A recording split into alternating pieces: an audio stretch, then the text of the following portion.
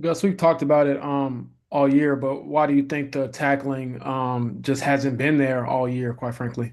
Right.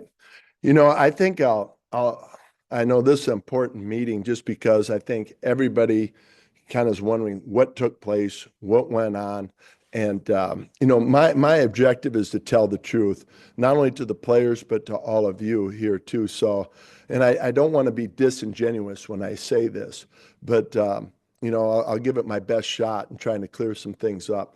First of all, I think the overall performance on Sunday was embarrassing.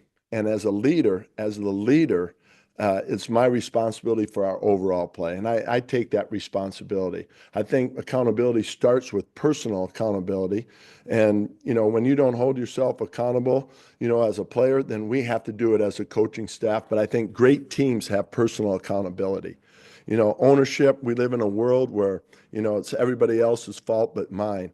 And, we kind of portray it as victims. And, I think that's disingenuous for me to sit here and say, listen, we're not the victim. We're not the victim. We have to take accountability to this, and we all understand that. But the disingenuous part, you guys are all too smart. The fans are too smart for me to sit here and say, I take ownership on the missing tackles or some of the effort issues or missed assignments, but I do have to take ownership on if the techniques aren't taught properly, if there is a poor call based on situations that we're playing in, or players just aren't in position to make plays. That is on me. And I think, it's our job to put the players in position to make the plays and to make the calls, allow them to be successful. And we didn't get that done on Sunday. So in the player's job now is to execute the calls. And when they're in position to give great effort and make plays. And, when both sides don't get it done, I think that's what took place on Sunday. So, I think, James, to your point, there's some things that we need to work on. Obviously, we did not tackle very well. And I think there was errors when you take a look at it. We gave up some deep shots. We didn't do a good job of tackling. And I think, and it's going to be, Gus, what do you think of the effort? I think there was errors in judgment. I think, sometimes our guys saw two guys over there, hey, they'll make the play, and they felt like they'll make the play, and they didn't make the play, and all of a sudden you saw a change of speed rather than it's, my objective, my mindset is I'm going to make every play and get to the ball and finish on the ball. So I think there were some errors in judgment which led to big plays. And one follow-up, I know you mentioned accountability on your part. Do you think the players are taking accountability for what we've seen? Well, when we had a meeting with them, each coach met with them. We talked about it, and each game, there's that old cliche, right? Each game there's one or two plays in a game that can determine the outcome. There were 10 plays in this game, 10 plays that determine the outcome of the game. And that's far too many. And I think they all had a chance to see those 10 plays and what took place. Joel. Gus, what style of tackling do you guys teach? I mean, obviously, when you get into the game, like sometimes you can't do it perfectly every time. But like, are you guys Right. teaching hawk tackle? Or are you guys teaching like what do you guys teach? There is different forms, right, Joel? When you're taking on a guy like Derrick Henry and you're a corner, versus a smaller type running back, you try to give them tools to use in those situations so they'll make the tackle with confidence. So yes, we do have different, styles of tackling for each player and then for each player that we're going against. But it really comes down to fundamentals. I mean, the strike zone tackling is nothing that we haven't all learned from when we were growing up, is to keep your head up, tackle between the knees and the chest, and come up with a body part and drive them for five. And right now we're not doing a good job of coming up with a body part. When you tackle, you explode through them, step on their toes and run through them. We're not doing those fundamental principles consistently. There's times when you see it, there's times when players do it, and you can show great examples. But consistently, the consistent part isn't there. Getting a body part, that's another way of kind of saying wrapping up or grabbing cloth or something like that, correct? That's right. Yeah. I mean, we're not into throw bys. We're not into, not wrapping up. The league's too good for that. And you can get away with it here and there, but as a consistent basis, it's not going to end well. Nate. Hey Gus, along the lines of some of those issues that'll pop up with tackling and maybe effort consistency, it feels like that happens more when you guys are frankly not facing the best teams, the top offenses. Some of your best games have been Broncos or Vikings or Lions. So I don't know. Is there anything to sort of like the focus level against some of these teams that maybe aren't as potent coming into the game? Like, what do you kind of make of that? Yeah, I think that's a very fair question, Nate. I think that this team is learning. When you look at our team, I just speak defensively, how many guys have been in a playoff run or in a deep playoff run? You could say DeForest Buckner has, and he has, he lived it. He knows what it takes. Now, we got some true pros. The character and the quality of our guys in our room is unbelievable. But there is some who say, hey, we have to play at this level in order to, do well as a playoff team. What does that look like? DeForest Buckner can point out what that looks like. And I think that's our job. I know I've been fortunate to be a part of them and have an idea what it looks like.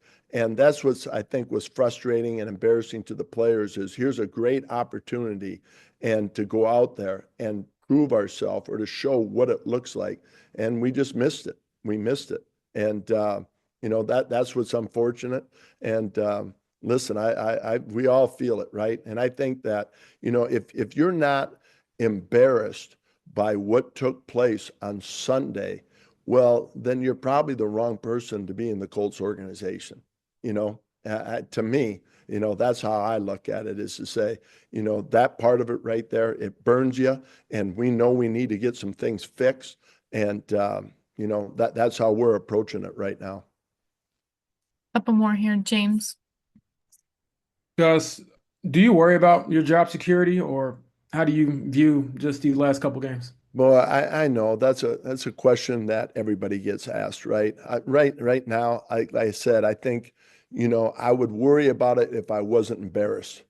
Right now, I think, like I said, listen, Shane's done a great job. I think, it's, is it accountability or is it ownership? Is it an ownership deal where, we own this and this is what it needs to look like? The accountability's there. If a player's late, they get fined. If a player's, playing time is taken away or, all those things are taking place. But is it the personal accountability? And we have some guys that take personal accountability. But it's just right now we have to take ownership of this. And that's what we're doing as a coaching staff. So I don't know if that answered your question. I think my focus right now is I'm still upset and frustrated, and we got to get this right. And all my mindset is that, we have one more game, and albeit it's not for a playoff opportunity, but it does give us a chance to get this right and at least set the tone for what it needs to look like, moving forward. And one follow-up, do you think you have the players on this roster to perform the defense that you envisioned or whatever to the level that you think it can be?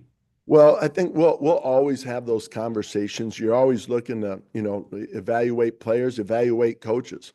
And I think that, our job as coaches, I look at it this way, James, whether they're the best player or the worst player, our job is to make sure that each player performs up to their best capabilities. And we maximize that. Now, once they're maximized and we feel like, I don't know how much more the player A or player B can do and what we can get more out of them, then I think the decision is made, hey, we got to move on from this individual and we got to look for better.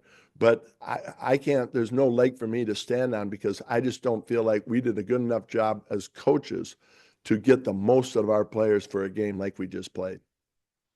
Last two, Jake and then Kent. Hey guys, this kind of goes along with that last one, but you mentioned putting guys in the right position to succeed. There is only 1 week left, but do you anticipate any like lineup changes or like playing time adjustments in this last one? Well, that we always talk about that, Jake, like on today, once we get into the game planning part of it. And, there's, we're going to hopefully get a guy like Juju Brents back, get a chance to take a look at him, and then, put some guys in different positions just to see, how they operate. But I don't think it's going to be anything drastically. And if there was, I probably wouldn't say it, right now. Right. So, but I think, everybody's always evaluated, right? We're evaluated, they're evaluated, and it's our job to kind of, figure out these guys and what they do well and put them in the maximum position to do well. Thanks. And then last question, Kent. Hey guys, you've been doing this in the NFL for almost 20 years. Have the younger players in the NFL changed? Is there a difference in the younger players today from like '06, '07, '08? I don't know. I mean, they're extremely competitive. They got a lot of pride. There's a lot of characteristics that I think that you can look back at that time, Kent, and look back now. And, DeForest Buckner, would he be any different in 2008 as a player, or fitting in with that team than he is now? I don't think so. I think he'd be a great teammate just like he is now. So I think there's always one or two that, you kind of scratch your head on kind of their mindset and where they're at. But I mean, if, just like coaching, right? I mean, I think every coach probably enjoys, or every player enjoys their coaches, but they respect the ones that get them better. And I think that the player wants to get better just like they did in 2008 and 2009. And, they want to play for the team they're on. They enjoy their teammates and they're representing the Colts and whichever team they're on. And they take pride in that just like they did back then. That's how I see it. I don't, the competitiveness and all that is the same. And it hurts just as much back then and now as it did back then. Thanks, guys.